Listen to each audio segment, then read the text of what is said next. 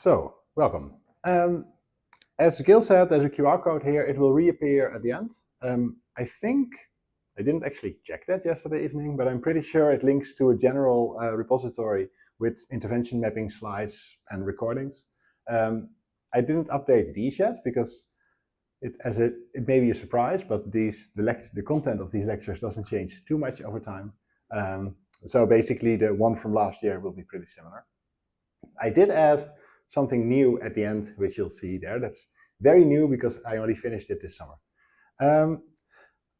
I actually have something online that I have to attend that's pretty important because it's with like external parties, in like the non-interesting kind of parties, like groups, I mean, not parties. And that's at 10:30, which means that I'll aim to be done at about 10:15, which also means that we won't have you'll have a break, but it will be a bit earlier than the ending time. So at this point, you should have been busy with matrices so far, matrices of change objectives, and more matrices, and more matrices, and more matrices, and more matrices.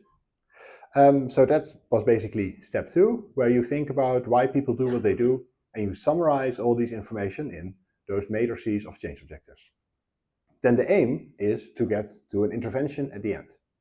Unity is an intervention in Dutch nightlife settings. My PhD was about ecstasy use, like MDMA, why people start and stop and why they get it tested or not. And I kind of stayed in the nightlife related risk behavior scene. So most examples will be from that in the lecture. So based on what you figured out in step 2, so why people do what they do, in step 4, you're going to create an intervention. In between, there's still something missing, and that's the stuff under the hood that makes it work. Because we figured out now why people do what they do, but of course that doesn't help much yet with changing those things.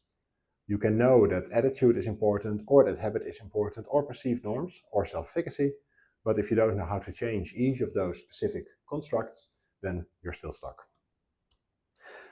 So I usually start with a general overview again to make sure that everybody's on the same page at this point. We have a lot of interventions. These are all nightlife related interventions for hearing damage and drug use and stuff like that. And then we use those interventions because we want to make people healthy and or happy, generally. That's not always how we write it up in proposals, because generally we get paid to save money eventually.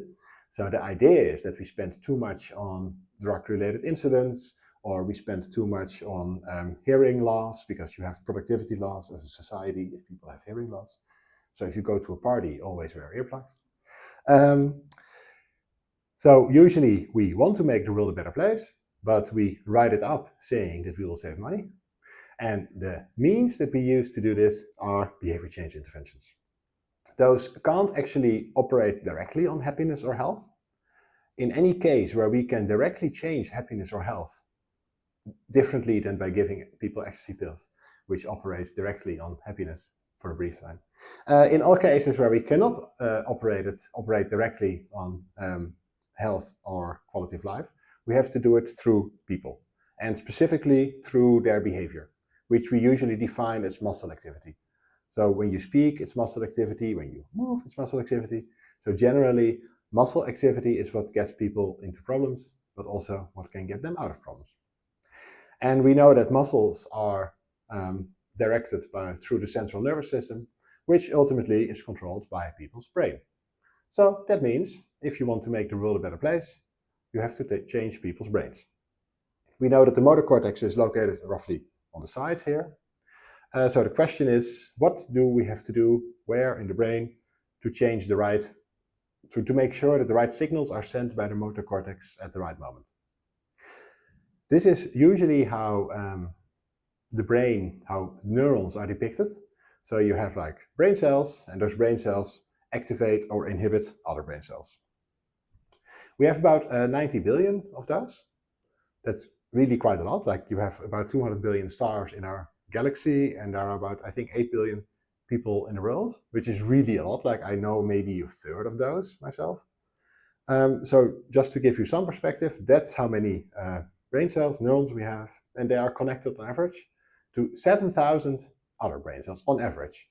So there are also ones that are connected like to 100,000 other neurons. That's quite different from the depiction you see in the background that's usually used in textbooks, where they draw them and you have like 2 or 3 little dendrites going to 2 or 3 other little neurons, and that's it. Apparently, that's not actually how it works. So that means this is just a lot of connections. So trying to figure out which little brain cell we need if we want to change people's behavior is not a route that's feasible.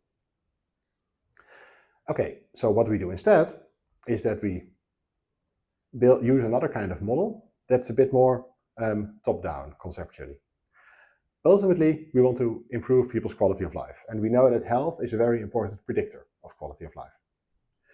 We know that both quality of life and health are determined by people's behavior. Then we kind of split the world in two, not really, but conceptually. And we say, okay, we have personal determinants, which are inside a person, and then everything outside their skin, so to speak, is their environment. And in their environment, we distinguish environmental conditions. So basically, the 2 boxes on the left there are just a way to describe the entire world, just by saying, okay, a little bit of the world is inside people, and everything else is outside people. So that also means that necessarily that statement, that behavior is caused by personal determinants and environmental conditions, is of course necessarily true, because the 2 causes we there postulate together form everything in reality. Okay, so people's personal determinants are inside themselves, the environmental conditions are around. So in the environment, you have the interpersonal environment. We are now each other's interpersonal environment, so that's really just the people around, basically. Sometimes you have organizations. You are all in an organization. I'm not in that organization, but because you are all in an organization, you generally, that might not be true of all organizations, but it's true of pretty much all organizations, you have a type of governance, and therefore you have a type of hierarchy, and you have power differentials. And those mean that you can do things that you can't do at the interpersonal level. So if you only have interpersonal level dynamics, like here, we can't actually really make each other do anything or change anything. But if you have a university or a hospital, then the director of the university or hospital can decide that henceforth only vegan food will be served, which of course will, in the end, have positive health effects for all the students and all the staff members. Similarly, they could say that everybody has to start the day with an hour of running around campus or whatever, which will also have health effects. It will also have quite a lot of detrimental effects, but it will have positive health effects. So if you have an organization, you can do things that you can't do at other environmental levels. Then you have communities as an environmental level. That's a bit more like informal organizations almost. It differs a bit per culture how strong they are. You have here in the south of the Netherlands, you have carnival, which is, if you haven't experienced it yet, something best avoided. But for people who are from the south, they really love it. And they have like big communities, like, I guess, foundations, societies, whatever. And people together build huge cars and they dress up. And when they do it well, it's really, really nice. They also have a special type of music. And within that organization, it's not really an organization, within that community, you of course also have people with more central roles that you can use if you want to change behavior and shift norms in the community. Similarly, sometimes you have, like, especially in the US, you can have quite strong communities around churches. Here in some regions in the Netherlands, you have that as well. In the north of the Netherlands, where I'm from, you don't really have carnival, and you don't have, I guess, so many communities like that. So it really differs a bit per region, culture, etc., how much community you have. Then you have the societal level, like a country, where you can have laws, legislation, etc. And then above that, you have the supranational level, like the WHO. Like, for example, when you had the COVID pandemic, then suddenly it became very clear to people that the WHO does actually have power, because the WHO says, okay, you have to keep 1.5 meters distance, and then a lot of countries copy this. Of course, it was also not like random, the 1.5 meters, but it does show that they actually have direct influence, ultimately, on people's behavior. So you have those different environmental levels, and at each of those environmental levels, you have different dynamics, different actors, different key stakeholders that can determine what you can do on those levels and how you try to influence things. When we talk about behavior change, we usually distinguish different sub-behaviors. And that's because when we talk about behavior change, behavior is usually just a big category. It's just safe sex or healthy drug use is maybe not the word, but as minimally damaging drug use as possible, or a healthy diet. Those are very generic and don't give you much to go on if you actually want to help people change their behavior. So that means that it's useful to distinguish that behavior in different sub-behaviors, where we split them up when they have different environmental conditions and or determinants. So when you're talking about washing your hands, that people have to actually start washing their hands that has different reasons and different environmental conditions from, for example, whether they keep washing their hands for long enough. So that means you have to target different things in their mind and potentially different things in the environment to change those different sub-behaviors. We call those sub-behaviors performance objectives in intervention mapping, at least once we selected them to actually intervene on. Sometimes you might decide you have a list of sub-behaviors and you don't have the resources to intervene on all of them, and then you might choose to risk foregoing one or two. But once you selected them as objectives in your interventions, they're called performance objectives because people have to perform the behavior, and that's our objective. Then, if you look at the environmental conditions, as I indicated earlier, those are all under the control of some environmental actor. And those can be parents, a school board, politicians, whatever. The way that they exert this control is by behaving in a certain way, by saying certain things or doing certain things. That's actually what controls the environmental condition. Like a municipal council, as an environmental actor, can take a certain decision, which will then mean that free fruit will be available in all the schools. So these environmental conditions are changed by behavior, but behavior by environmental actors. That behavior, of course, is again distinguished in sub-behaviors, which we call performance objectives if we select them for intervention. And those performance objectives are again controlled by people's environmental conditions and personal determinants. And then, as you see by the little arrow to the left, those environmental conditions are, of course, again under the control of environmental agents. So like this, you can go on and on. And the cool thing is, if you keep going on, at some point you get to the level of politicians, and politicians' environmental condition, or one of the important ones, is actually their constituency, so the citizens. So then you get back to often a group that includes your target population. So it actually does keep going on and on. So the bottom line is, if you want to change people's behavior, if you want to make the world a better place, you have to understand these personal determinants. You have to understand of people, whether they are people from the target population or specific environmental actors, why they do what they do, and how we can change why they do what they do, so that we change what they do. As we indicated earlier, that all works through your brain, specifically the motor cortex in the middle, pink. And the motor cortex, we know roughly where it's located. We've even mapped it on different parts of the body.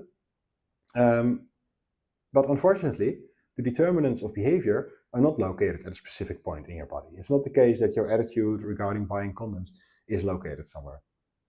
So as I indicated earlier, the fact that we know that all this resides in the brain doesn't actually help us when we want to change behavior.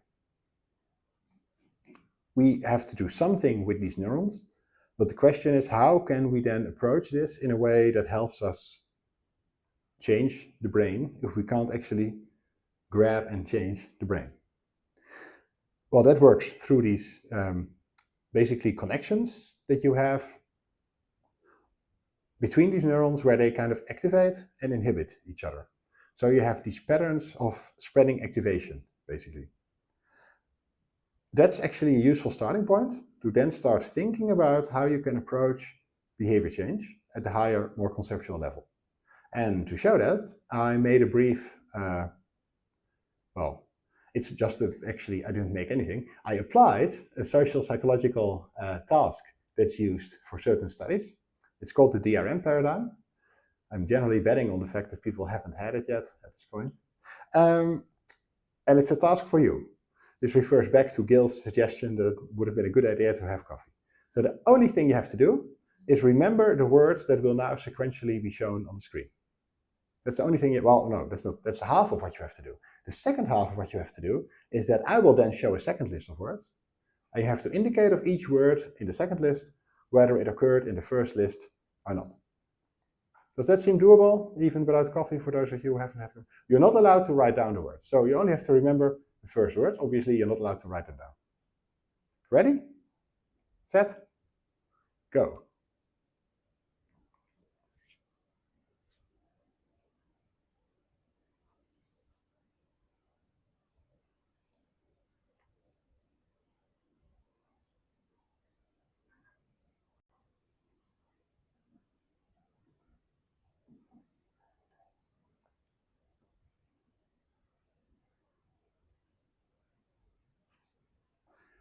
Okay, now we start. Cloud. You can do it slightly louder, probably. Cloud. Very good. Hospital. Office. Table. Dentist. Lawyer. Sick. Carpenter. Doctor.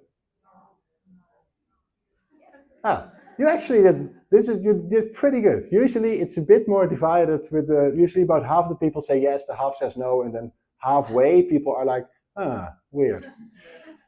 But it works pretty well. So what this little trick does, it's called the DRM paradigm because it was created by 3 authors, Dees, Rudiker, and McDermott, so DRM.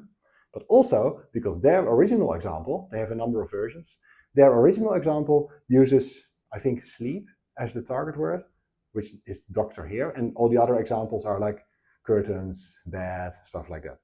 Because the key is that you have all these words, and all those words are actually very closely related to the target word. And then the target word is not actually mentioned in the first list, but in your mind, that's what they study with this paradigm. These concepts, like neurons, activate each other. So doctor, she reaches quite a high activation level because it's so closely related to all the other words. And if I ask you whether something was in the first list, you can't actually rewind like a videotape. Oh, that's the wrong generation, of course. You can't actually go 10 seconds back like with Netflix.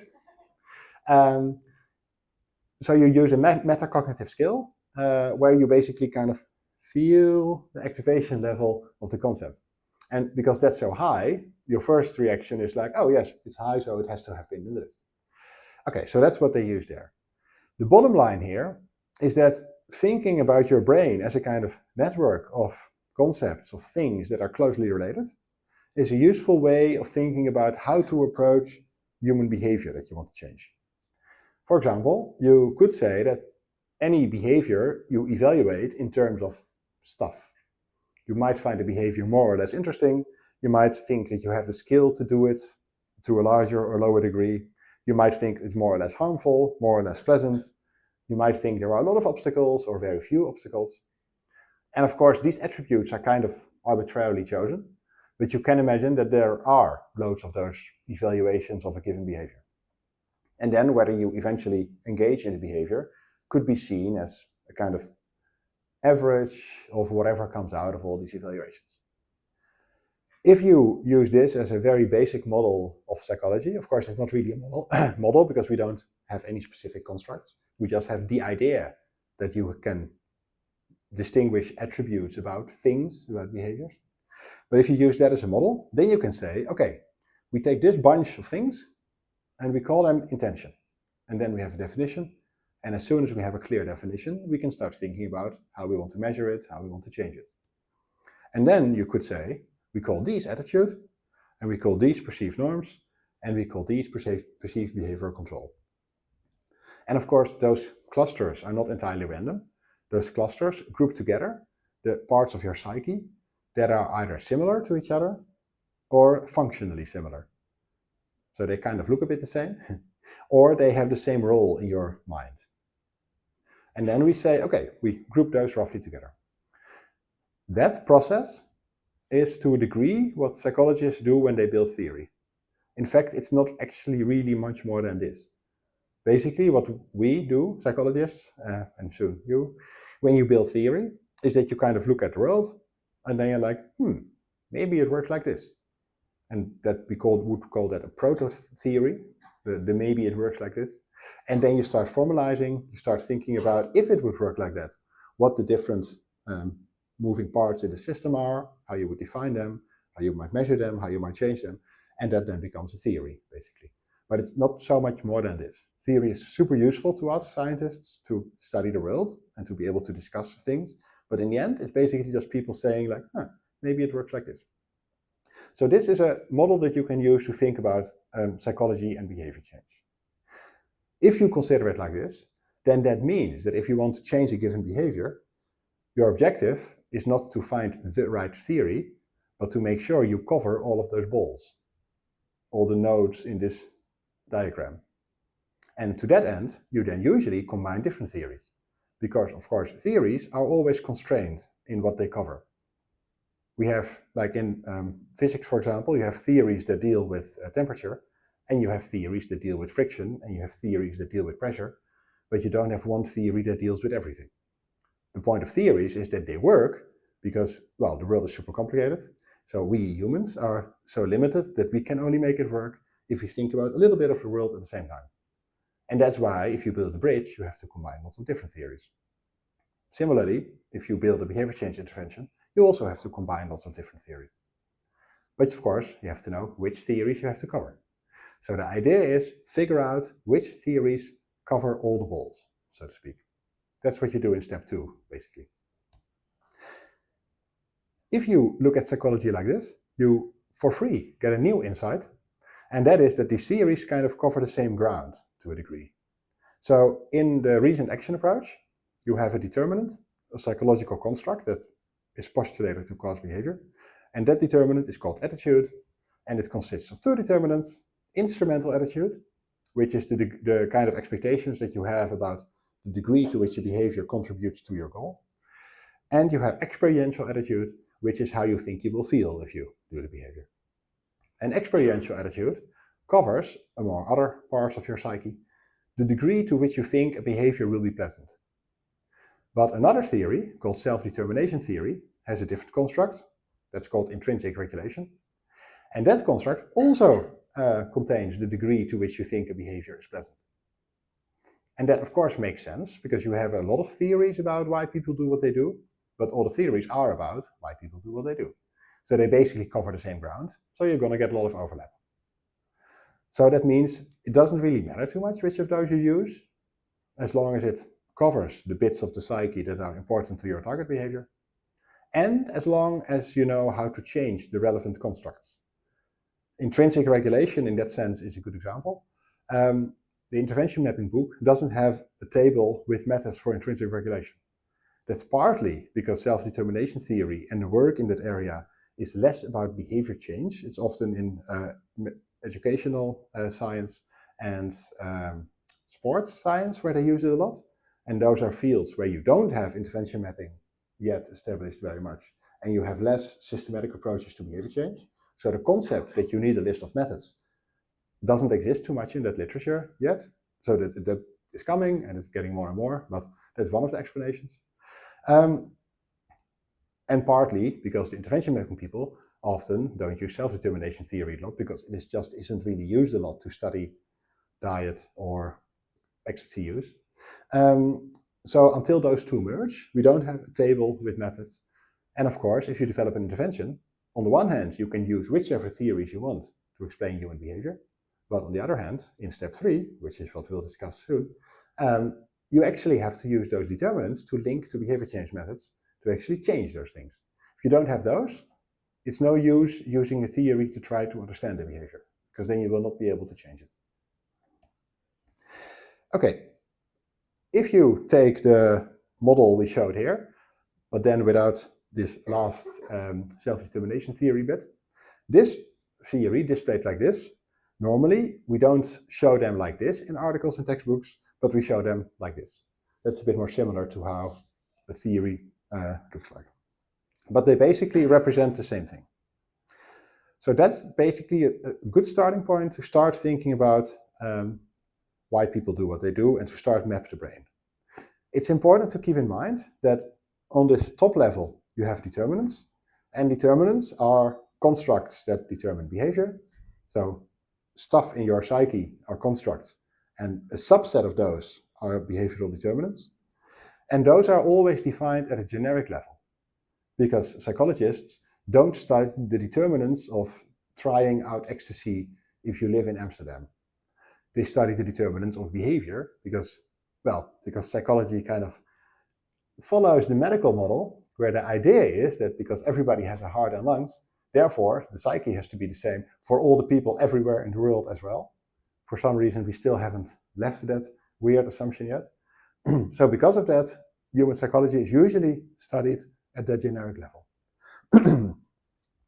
Of course, you have more specific levels, and at the most specific level, you have what we call subdeterminants in intervention mapping, which are much closer to the little balls I showed earlier. They are very specific representations and expectations that are relevant about a given behavior in a given context for a given target population. So when you're talking about healthy food, then a determinant is attitude, and a subdeterminant that might be relevant within attitude is your perception that if you eat enough meat, it is healthy, because meat also used to be very much alive, and you think that that is what makes something healthy.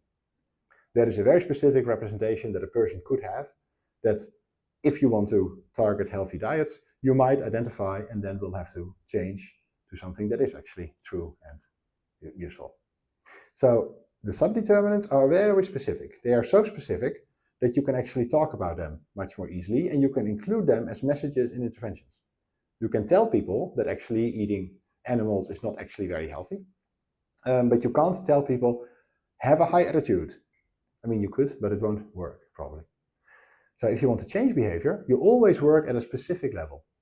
So specific that it relates to real, tangible things in the world, and you can therefore include them on posters, in communication, in other intervention materials. But those very specific things, you have to know which generic determinant they belong to. So on the generic level, you have theories, and at the very specific level, you have those little balls, like the nodes in the network. And then, of course, there are lots of levels in between. There is not actually, it seems a bit like this in the slide, but you don't actually have any privileged level at which to study the human psyche.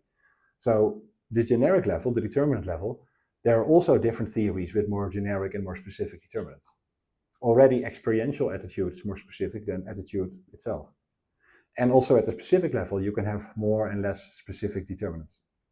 So an example is you can have an intention to drink coffee at lunch. Then people can have an attitude towards drinking coffee at lunch. That's already more specific, because intention, as you may recall, is basically defined as the combination of attitude, norms, and self-efficacy. You can also say that intention is caused by attitude, norms, and self-efficacy, but we can't actually distinguish those empirically as psychologists. I mean, we can measure correlations, we can even do experiments and change one thing and see whether the other changes, but there's no way to know whether that is the case, because they are two different things that cause each other, or because one just includes the other. You would see exactly the same pattern statistically. Okay, then we go even more. We become more specific. Experiential attitude, so how you think you will feel if you drink coffee at lunch. Then the belief that drinking coffee makes you feel energetic. Now we are for the first time at a level that's so specific that we could actually communicate it to people.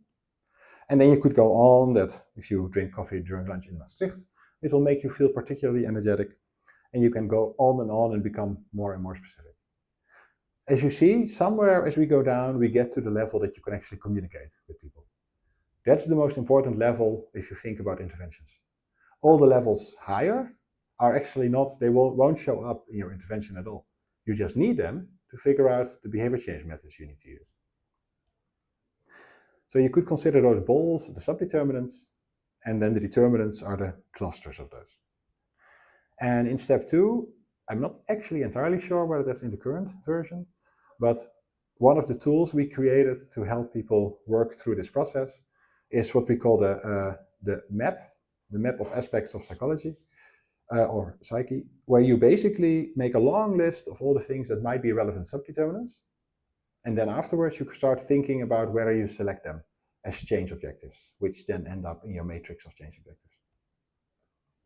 Okay, so those personal determinants are split up into subdeterminants. Those are formulated as change objectives in your matrix of change objectives. So the change objectives are that subset of subdeterminants that you select for intervention. And then you try to find out which ones are most important for the target behavior. That's actually one of the reasons why you select subdeterminants. So to again stick to some ecstasy use examples, people might believe that if they use a high dose of ecstasy compared to a lower dose, this is because in like 10 years ago, the dose of ecstasy pills started rising dramatically in the Netherlands. The pills used to be between 80 and 150 milligrams or something. Even now, you could buy pills of 300 milligrams, which is way too much. Like normally you should use 1 to 1.5 milligrams per kilo body weight optimally, which for me, I'm 75 kilos, so I would use about 110 or so max in one session. And if you have pills of 300 milligrams, given that it's still an illegal drug, and if security sees you using the drug, they might eject you from the party. People can't go and like cut their pill or slowly break their pill to get to the right dose at parties. So if you have higher dose pills, as a consequence, since use has to be kind of clandestine, you will get more higher dosing. There was also a perception among drug use professionals, like not the users, but the drug prevention professionals, that the newer generation of ecstasy users was different somehow. They were less like the typical ecstasy users who really like the loving feeling that ecstasy created, but they would be a bit more, they wanted to be really intoxicated and they wanted to, as we say in Dutch, go hard. So we did a study trying to find out how people perceive these higher dose ecstasy pills compared to lower doses. So people might believe that if they use a higher dose, it's actually easier to make contact with others. In this cyber plot, which you may recognize, did you have this already in step 2 lectures? No? Oh, okay. Well, then meet the cyber plot. The idea of a cyber plot is that you combine all the information you need to select subdeterminants or determinants. So as you see here, you have two things people may believe, whether they make contact more easily or not, or whether they remember more or less. And every dot is a person. I mean, not really, that would never pass our ethical committee, but every dot represents the score of a person. The diamonds represent confidence intervals, which, if you don't know what they are, basically are a rough indication of where the mean is. And these are 99.99% confidence intervals, which means that they are not such a rough indication of where the mean is. So you see here that quite a lot of people here still believe that it's actually easier to make contact with others if you use a higher dose compared to a moderate or low dose. But almost nobody believes that they remember more. Most people believe accurately that you actually remember less of your trip, of your festival, if you use a higher dose. If you use a higher dose, time seems to pass faster. People also know this. Clearly, these are people who actually have experience with higher doses as well. And people are aware that for their health, a higher dose is worse. There are some people who think it's better for their health, and that's because there's this idea that if there's more MDMA in an ecstasy pill, so the dose is higher, there's less room for bad things. Which is not true because the pill is mostly filler material anyway, but it's a belief people may have. Then the other thing you use to determine whether to select a subdeterminant is how strongly it's associated to like the overarching determinant or intention or behavior. And those correlations are shown in the plot on the right. The diamonds are again confidence intervals. They're 95% confidence intervals in this case. So they're basically roughly where the correlation is located. And you have a yellow one and a purple one because I guess one is intention and one is behavior, or one is attitude and one is intention, something like that. So the idea is you want to select a determinant that's associated to behavior or intention most strongly, but where there's also room for improvement. So here we have quite some people who believe that if they use a high dose, it's easier to make contact with others, and there's a positive correlation. So that means it's a good intervention target, because if we can move those people in the left plot on the right side, if you can move those to the left side, then given the high correlation, we can expect intention behavior to decrease. But we wouldn't focus on health, because even though there is a positive correlation, there's no actual room for improvement. We can't move people down anymore. So that means that the effect size you would obtain for intervention would be really low. So that's what you use to select determinants and subdeterminants in step 2. So to get back, we want to change a given target behavior. That's usually generically defined as a kind of umbrella term. To do this, we identify the relevant subbehaviors, which, if we select them for the intervention, we call performance objectives. Each of those subbehaviors is predicted by one or more determinants and one or more environmental conditions, but then we move out of the head of our person and we do the whole thing again for an environmental agent. So that's not in this chain. So the subbehaviors are determined by determinants, and those determinants contain or consist of subdeterminants. Those we study with, for example, cyberplots, and we add them to our matrix of change objectives, and then we know we selected them to intervene on, and then we call them change objectives. So then the question is, what are the first 3 links? And then we finally get to step 3. How do we change those subdeterminants when we identify them? And the key, again, is in those 90 billion brain cells connected to, on average, 7,000 other brain cells. Because, let me go back one step, I have fewer brain cells and connections than you. Mostly fewer connections, actually. I'm not sure about the number of brain cells, although perhaps XCUs also doesn't help in that department. So I have fewer connections between my brain cells than you, and you have more now than you will have in 10 years. And that is because as you get older, you learn. There's a model of learning which basically says that you keep creating random associations and you retain the ones that are somehow beneficial, functional to you. Learning is, of course, not something we could always do. I mean, we always could, but way back, billions of years back, the first life forms couldn't learn. It was not like they were the first life that was ever created on Earth could automatically also learn. That's something that evolved at some point. And the first learning process that evolved was habituation. And habituation is the fact that you can ignore stuff that doesn't matter.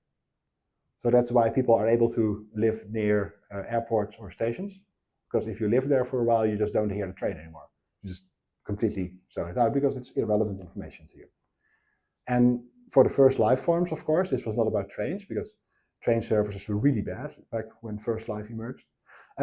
This was more about finding out what you can try to eat, what will try to eat you, and what you can try to procreate with. And of course you can, because life is mostly about energy conservation, like using your energy to maintain your form in a way. And of course it is very useful, or it's energy expansion, it's very expensive in terms of energy use if you try to have sex with every stone that you see. It's also painful, I heard from a friend. And of course, if you try to eat every stone, or you run from every stone, especially at the same time, that's exhausting. Try it. So habituation, you can immediately see how this has huge evolutionary advantages compared to life forms that did react oddly to stones. Second one that evolved was sensitization. Basically, you might recognize if you burned yourself, then immediately stuff feels a bit hotter in that region. So it's kind of like the opposite of habituation. If there's an aversive stimulus that you just encountered, you exaggerate the responses for a while. Then the third one was classical conditioning. You probably all know the story of Pavlov, who noticed when he entered his laboratory, the dog started drooling, and drooling is not a normal response to human proximity.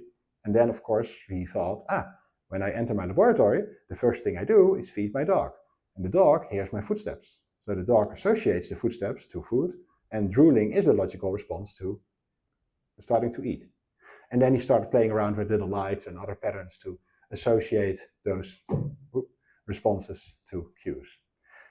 This, of course, is super important also, especially for habitual behaviors. For example, with substance use, we know that your body wants to retain a kind of homeostasis, like an equilibrium. So even though humans psychologically like the effects of drugs, Your body at a lower level wants everything to stay the same. So we don't want distortions by, for example, coffee or cigarettes. So what your body does, if you know that you will start taking a drug, is actually already lower the relevant levels of neurotransmitters and stuff. So that once you get the drug, it peaks again, but it doesn't peak quite as highly and it stays closer to the equilibrium. We call that craving. That's why if you see an ashtray, if you smoke, you crave a cigarette because your body already starts decreasing the levels of the relevant neurotransmitters.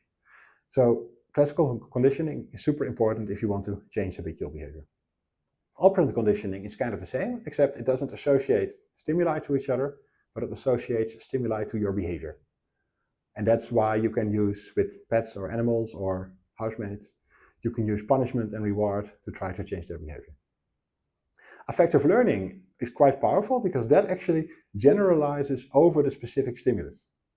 And affective learning is why if you are in a city where you've never been before and you see a dark alley, you might decide to not take this shortcut, even though you've never been in that alley, but you might get the feeling like, oh, this doesn't feel safe. That actually generalizes over a class of stimuli, and that creates the feeling. So all the feelings you have are basically just generalization of conditioning. Procedural memory is the ability to tie different motor programs into one larger motor program. The classical example is tying your shoelaces, which apparently is almost impossible if you try to think about exactly what you do beforehand. But if you do it just automatically, you just start your motor program and it's just done.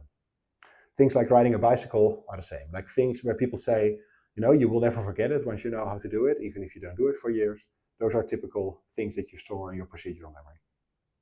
Cognitive maps are the ability to make a map of the world, which is why you can explain to somebody how to get to place A from place B with a route that you maybe yourself never actually took, but you have an actual map in your head, and that is actually different from normal knowledge, so to speak, semantic knowledge that only evolved later, the ability to store semantic knowledge.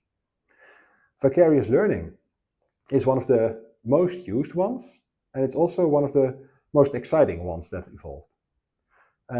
Because it's used a lot in behavior change interventions, I made a brief animation to illustrate it in PowerPoint. That is very impressive to people who don't use PowerPoint a lot. And especially back then, in 2016, there was a new slide transition added, which made it much easier. But back then, this was really a shitload of work, which means it's very, very short, because otherwise it would be even more work. So now you really have to pay attention and not blink.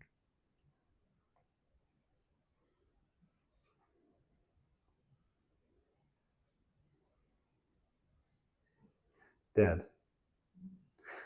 Which is very sad for Barney, but good for us, because now I can illustrate that Fred Flintstone now knows to not go into the bush. Maybe not Fred Flintstone specifically, but a slightly more intelligent organism may have realized that. This is the first learning process that evolved that allowed indirect learning, learning through observation of others. All the other ones were trial and error. They all required the organism themselves to experience something before there could be learning. Here, you can learn through others. This is what we use all the time as humans, of course. I mean, this teaching is an example. The way you learn almost anything as a child is an example. You do a lot, but you first observe others and then you copy. Of course, these didn't evolve for those settings.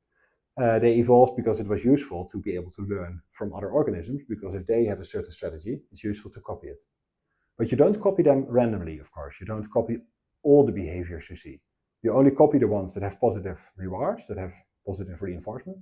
But you also only copy the ones of organisms that are very similar to you yourself. Like if you have you have a mountain and you have like a saber-toothed tiger and a bird, and they're sitting next to each other on the mountain and they're very hungry. And then the bird decides to fly down a cliff to get a berry that is lying there. Then the saber-toothed tigers that would decide to also fly down the cliff would select themselves out of existence. And so we only copy behaviors of very similar organisms. And with humans, that translates to behavior of role models that we identify with. That is why you should never use celebrities in behavior change interventions. Because of course we all don't identify with celebrities. We know that if they do a certain thing and they get a certain reward, that doesn't mean that it will be the case for us. So if you use role modeling, you should always use role models that people can identify with. So generally peers that are slightly older and slightly cooler, because that's generally what people identify with more. Okay, then abstract concept learning evolved, which as far as we know, only evolved in us and primates. So that's the ability to associate symbols to, well, the things that the symbols stand for in the world. So this is basically semantic learning. This allows us to store facts and communicate about them. And reflective learning is the last one that evolved. So that's the ability to think back to last Saturday night and reflect on your actions and think that maybe you shouldn't have had the last drink or something like that. Okay, so these evolved over time. So single cell organisms can already do habituation. They do it all the time. It's a great hobby. Apparently cognitive maps already evolved in insects and bees and stuff. And as far as we know, humans are the only ones with an autobiographical memory that we can think back and reflect on our past actions to learn about future actions. Of course, there's a bit of a bias there because we can't actually talk to dogs or cats about whether they might reflect on what they did last week. So this is actually hard to study, but we do know that these learning processes evolved over time. We also know that as far as we know, this is all there is in terms of learning. So that means that any psychological change ever in your life boils down to one of these 9. That also means that any behavior change you want to create has to use these 9. These are the tools that you have. But they are super rudimentary, so they don't give you much to go on if you want to develop interventions. So what happened over time is that psychologists who study the human psyche came up with ways to change constructs, and those actually leverage underlying evolved learning processes.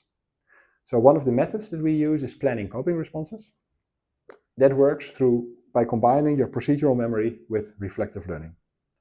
And they all come with a little manual, kind of like a recipe. For example, planning coping responses consists of talking to people about barriers that might occur for the target behavior. So somebody might want to start running, and you say, okay, imagine that you get home and you want to start running. What could go wrong? And then people say like, well, it might start raining.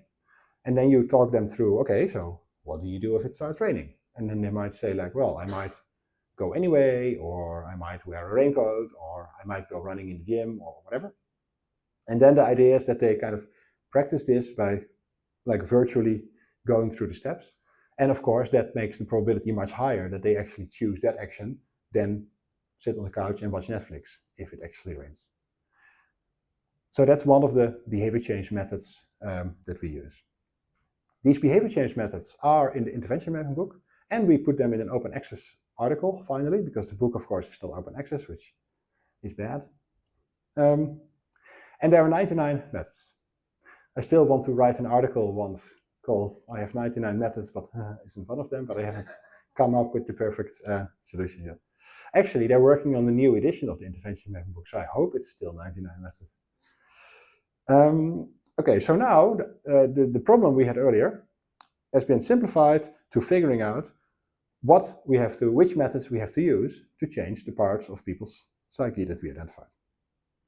Now, if you talk to people about why they do what they do, and for a change, let's use ecstasy use as an example, the answers you get are kind of like this. So if you ask people whether they want to use a higher dose versus a moderate or lower dose, they have considerations like this, like obviously whether they like the effects of a high dose, what their friends think that they should do, whether they are even able to obtain pills with a lower dose, because of course it's useful if you want to use a lower dose, and whether if you use a higher dose that helps you to connect to others, or maybe it blocks it, whether it gives them more energy compared to a moderate dose, what their friends do, which of course something else from what their friends want them to do.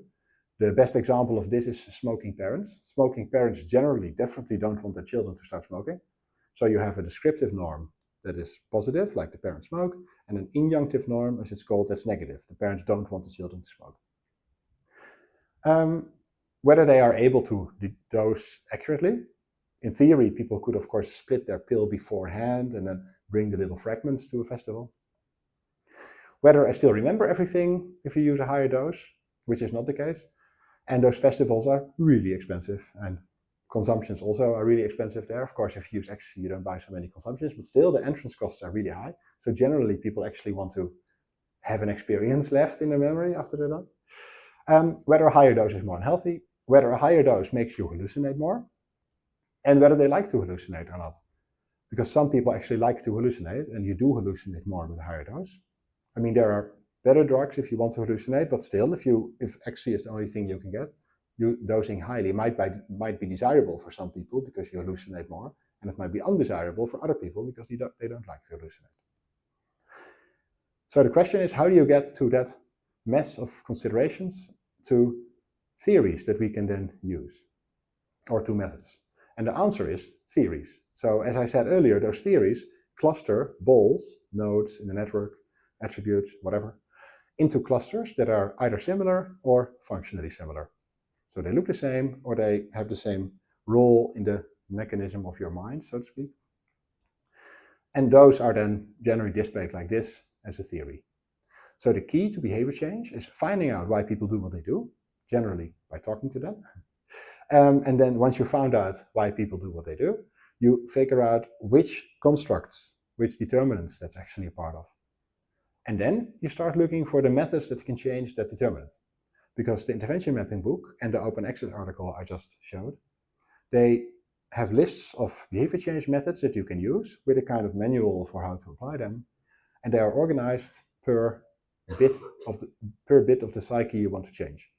So you have different theories, different methods for norms, and you have different methods for habits and different methods for attitudes. So you have to figure out both the specific level, the subdeterminant change objective level, because that's what the messages will be about in your intervention, that's what you'll target. But you also have to know the higher level thing, the determinant, the construct, because that's what tells you how you can change that. And yes, a question. Yes?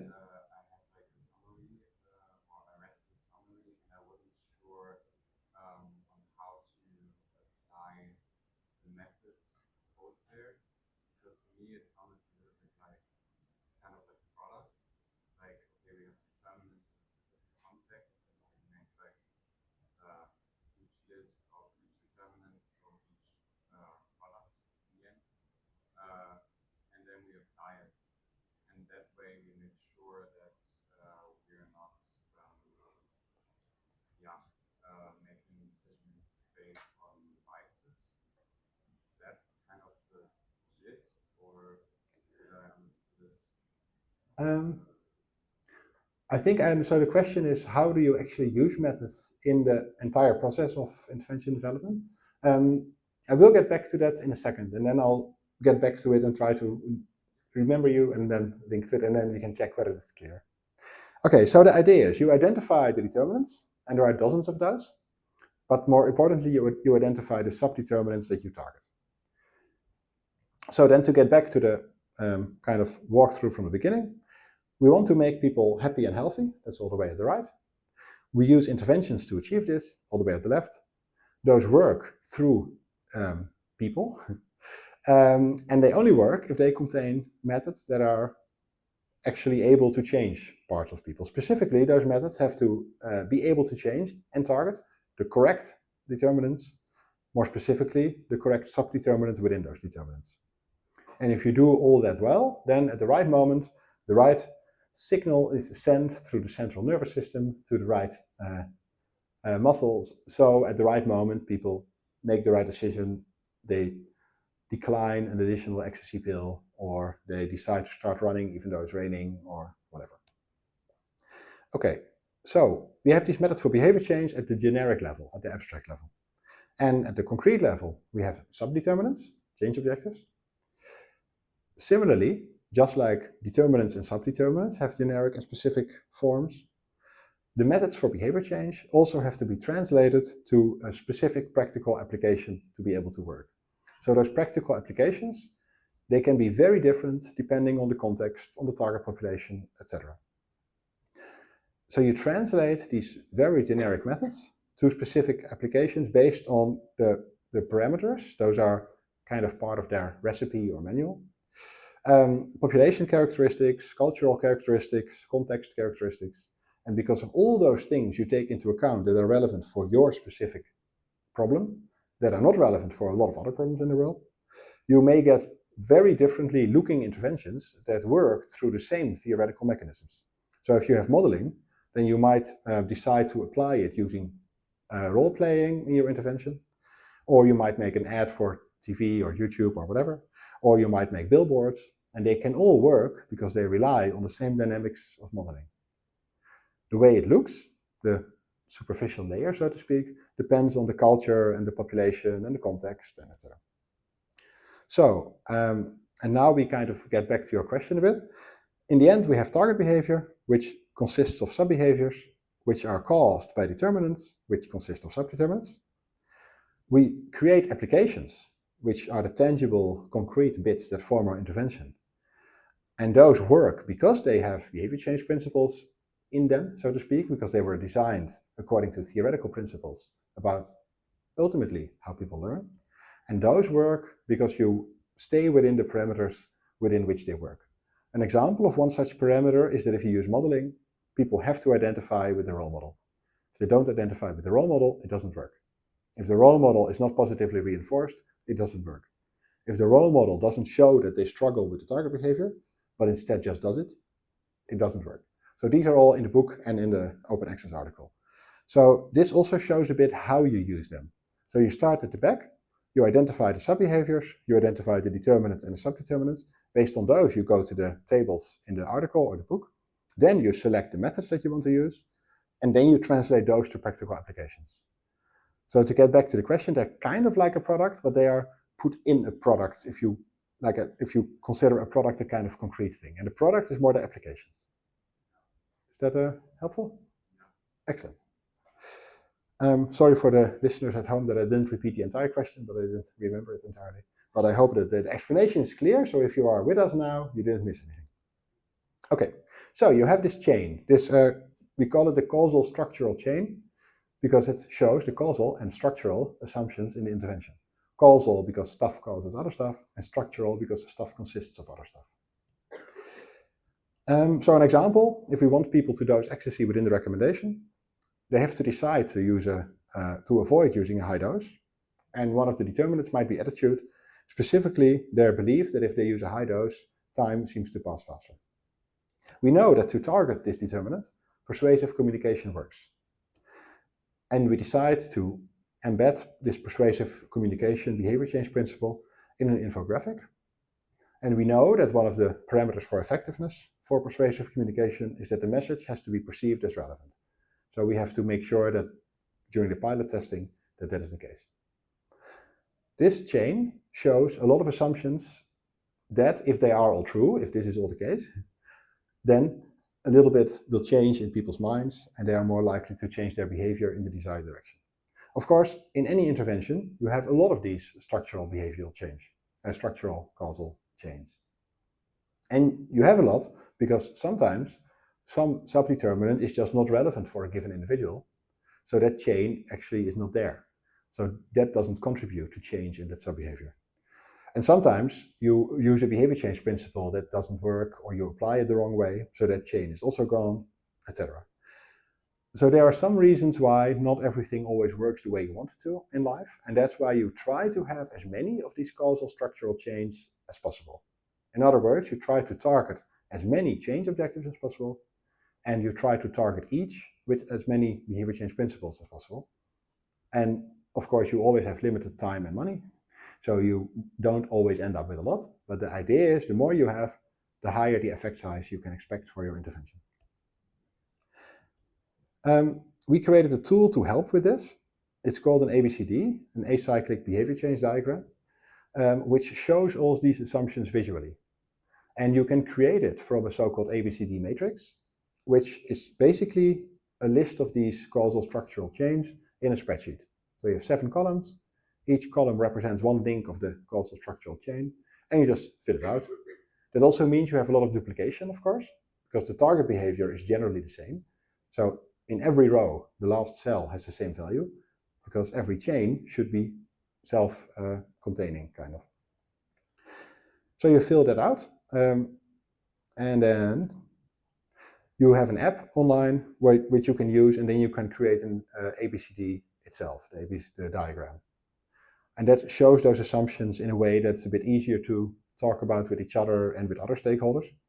On the right, you have the target behavior with the sub-behaviors and the determinants that you identified. Then the determinants are predicted by sub-determinants. And then it shows which applications you use and why you expect those applications to be able to actually change the sub-determinants.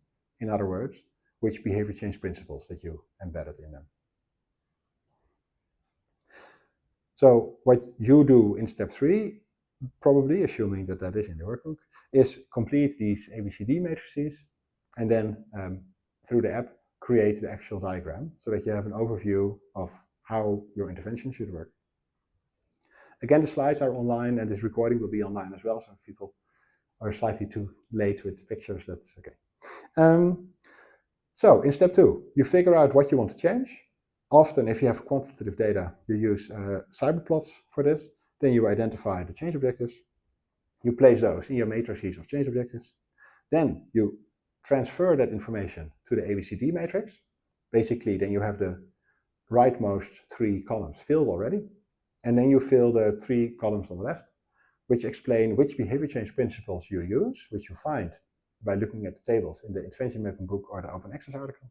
And then you think about how you apply them in applications that work for your specific target population in your context for your problem. Then you convert these to the ABCD, which you can then discuss with external stakeholders or with the executive organization that will create the intervention, like an advertising agency or a video production company or whatever. And then ultimately you have your intervention. In this process, you have to take a number of decisions. If you have multiple applications, you have to decide whether you combine them into one big component, or if you do something at schools, for example, where you want to split them up and you want to have 3 lessons or something like that. If you have multiple lessons, of course, you have multiple components, you have to think about the order. If you use threatening communication, which you generally don't want to use, but sometimes it is inevitable, then it's important that you only do this after everybody in the target population, as much as possible, has a high self-efficacy, so that they are confident they can change the behavior. Because if you start emphasizing risks and negative consequences, if they can't change their behavior, it might backfire. So some of those behavior change principles have requirements that mean that some things have to happen before other things can happen in your intervention. If you have interactive components, like role-playing or discussions, then you have to have a clear idea about which things should be considered in scope and which should be out of scope. For example, if you have drug use interventions in schools that contain discussions, and you use peers that have used drugs in that process, then parents will generally want you to stay very far away from actual clear suggestions on how to optimize your trip. That's a consideration that you, of course, have to take into account to develop the intervention. Otherwise, you will never disseminate over multiple schools. And finally, it's useful if you tie everything together into a coherent program that has a kind of identity, a name, a logo. It seems a bit lame and superficial, but it really helps with the dissemination and also creating commitment in intermediates and implementers. So you have to decide on your components, on the sequence, on the scope, and on the theme or themes for the intervention. And those are the last steps in step 3. So basically you generate these, you choose the theory and evidence-based behavior change methods that you select because you know which determinants are targeted, and then you select or design practical applications to deliver the change methods, where, I'll emphasize it again, the applications can look very differently but still have the same methods. Because the way the applications look are completely optimized to whatever fits with your target population for your context and your problem. And the behavior change principles are just what they are. They're just how people learn. So they don't change depending on your population. They might, but the way the paradigm we use in psychology now assumes that they don't. It's important in this process to keep checking your change objectives because, well, it's a lot of information, it's a lot of tasks, a lot of stuff you do, so sometimes you might miss 1 or 2 of them, especially once the executive organizations are starting to work. Especially advertising agencies of course, have as one of their USPs, like unique selling points, that they know behavior change, so to speak. But the kind of behavior change stuff they develop is very different from what we do. What they do normally is try to shift people who already engage in a behavior from one preference to another, get them to consume Pepsi instead of Coca-Cola or whatever. That's very different from actual hard problems, like trying to get people to start exercising if they have been sedentary for 40 years. So they don't know a lot of this. I mean, it's also hard, it's a lot of work, and their mode is that they have creatives, as they're called, whose process is a kind of black box, who at some point starts thinking about concepts for the intervention that are then sold to their the people who contract them, kind of the people who pay them, in a kind of narrative by explaining how you can see it working.